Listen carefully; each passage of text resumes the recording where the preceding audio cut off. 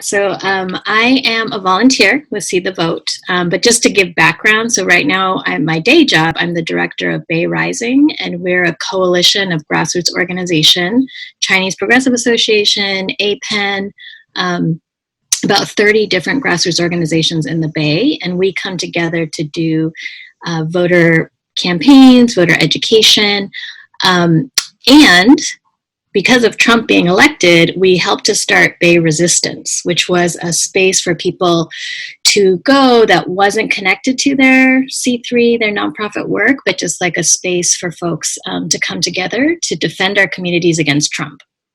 So then Bay Resistance for the last 4 years has been a space for actions and network, and we have a rapid response. We have 13,000 people on a text chain. And then from there, we've said, hey, what are we going to do about this next election in 2020? So See the Vote kind of came from that effort of a lot of activists realizing that we needed to, band together and do more. And that because California is already quasi-blue, I mean, there's definitely different shades of blue of California, that it made sense to actually use our activist network, our organizing skills to help the other states that needed more support. And not that we wanted to fly in there and just be like, oh, we're here to save you, but to partner with those organizations. So See the Vote was an idea that we actually partner with local organizations in key states and take their lead and just say to them, hey, if we sent you 50 people for 3 weeks, what could you do? And so a year ago, we were going to send 200 people from the Bay Area out to those states. But because of COVID, it has now switched to being a digital texting phone bank program. And so it actually has increased it now. So before we were trying to get 200 people from California to go out.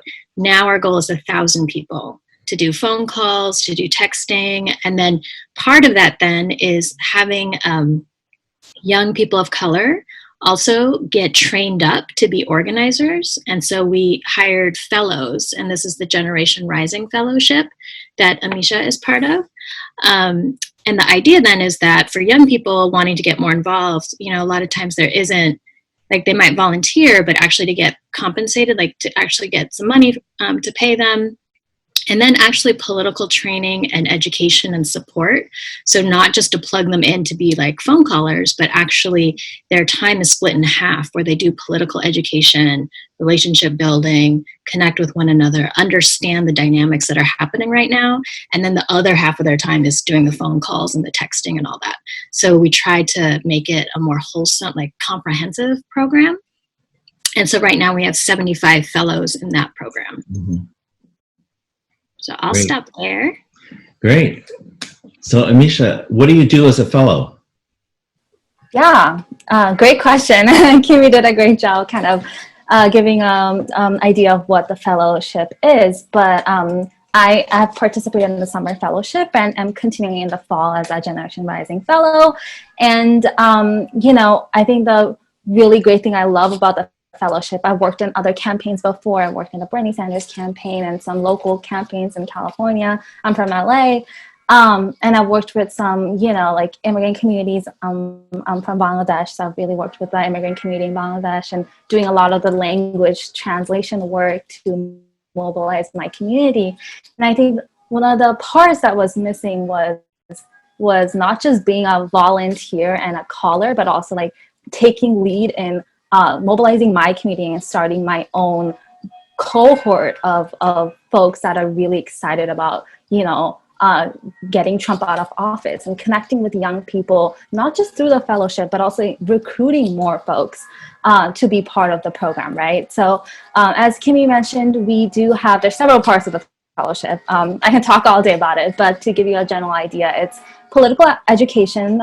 We did that in the morning. Our sessions run all day, and you can like choose and plug in yourself on different sessions. So the first couple ones are political education, where fellows get together and meet with other organizers, meet with other nonprofit workers, government officials, people on the ground that are really doing the hard work, and talking to them about, what are the issues in hand, what connects us to the work, what brings us to work for to get Trump out, you know? And the really great thing about Generation Rising is it's all people of color and young people of color who are doing this work. And previously doing organizing work, that's something I really notice is even in organizing spaces that are called so-called social justice spaces, it's very, very white dominated, you know, and me doing work in my immigrant community in LA with my Bangladeshi folks,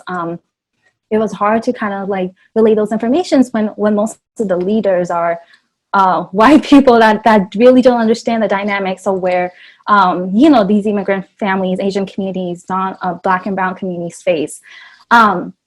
So that was really cool to kind of really sit down with a powerful cohort of empowering young people who really are enraged by our electoral politics, really want to plug themselves in and really want to be the next generation of change makers. So I think those political education was great to not just get to know organizers in the ground and get to know other people of color, leaders in the ground that are doing the work, but also building those relationships to continue it for the next generation of change makers.